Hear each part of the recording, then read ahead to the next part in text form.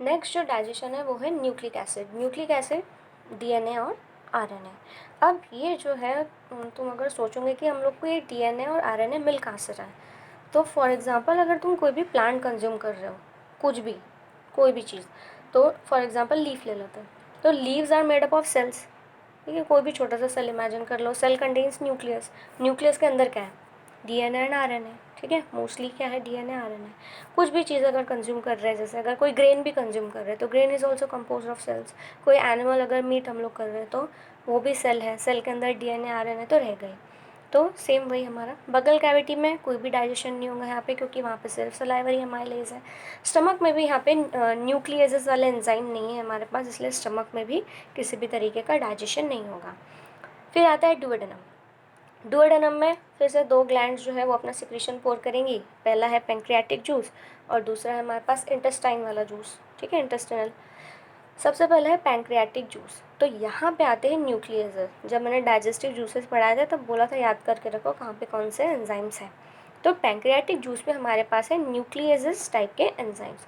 और न्यूक्लियसेस दो तरीके के होते हैं, डीऑक्सीराइबोन्यूक्लियस एंड राइबोन्यूक्लियस। डीऑक्सीराइबोन्यूक्लियस जो है वो डीएनए को डाइजेस्ट करेंगे और राइबोन्यूक्लियस जो है वो आरएनए को डाइजेस्ट करेंगे। तो सेम, अगर सेल में जो तुमने कंज्यूम किया है वहाँ पे डीएनए है तो वहाँ पे कौन ऐड करेगा? डीऑक्सीराइबोन्यूक्लियस। और वो क्या बनाएगा? डीऑक्सीराइबोन्यूक्लियोटाइड्स। और अगर आरएनए है तो उस पर कौन ऐड करेगा? राइबोन्यूक्लियस। और वो क्या बनाएगा? राइबोन्यूक्लियोटाइड्स। ठीक है, अब राइबोन्यूक्लियोटाइड्स और डीऑक्सीराइबोन्यूक्लियोटाइड्स में क्या डिफरेंस है? सिर्फ और सिर्फ एक शुगर का। यहाँ पर डीऑक्सीराइबो शुगर है और यहाँ पे राइबो शुगर है।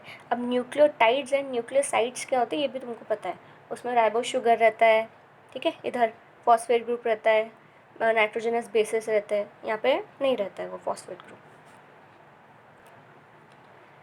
ठीक है, जो पैंक्रियाटिक जूस ने एक्ट करके न्यूक्लियोटाइड्स एंड डीऑक्सीराइबोन्यूक्लियोटाइड्स और राइबोन्यूक्लियोटाइड्स बना दिया था, उस पर इंटेस्टिनल जूस एक्ट करेगा। तो न्यूक्लियोटाइड जो है इस पर फिर से कौन एक्ट करेगा? न्यूक्लियोटाइडेजेस।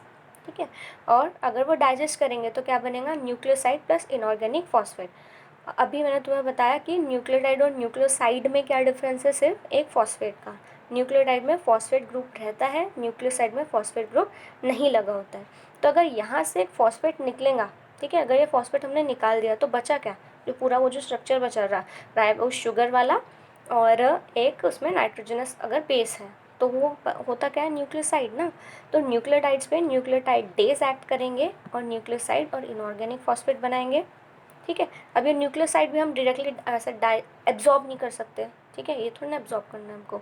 तो न्यूक्लियोसाइड पे फिर से कौन एक्ट करेगा? Nucleoside days. और वो क्या बनाएंगे? पेंटो शुगर और नाइट्रोजन बेस को अलग कर देंगे अल्टीमेटली। ये नाइट्रोसिडेज है ना। तो न्यूक्लियोसाइड कैसे बना होता है? सिर्फ पेंटो शुगर और नाइट्रोजन बेस। तो पेंटो शुगर अलग हो जाएंगे, नाइट्रोजन बेस अलग हो जाएंगे, और हमें जो एब्जॉर्ब करना रहेगा वो बॉडी हमारी एब्जॉर्ब कर लेंगी। लास्ट में है vitamin minerals and water are absorb as it is. ठीक है, हम उनको डाइजेस्ट नहीं करते, कोई भी वाइटामिन मिनरल और वाटर को हम लोग डाइजेस्ट नहीं करते हैं। यहाँ पे जो है हमने सारा जो डाइजेशन वाला पार्ट है उसको कंप्लीट कर लिया है। और इसके बाद हमको देखना है कि एब्जॉर्प्शन कैसा होता है। तो डाइजेशन में मैं फिर से ओवरव्यू एक बार बता देती हूँ। जो इम्पोर्टेंट है वो है, पहला, जब हम लोग च्यू करते हैं तो क्या बनता है? बोलस। ठीक है, ये याद रखना।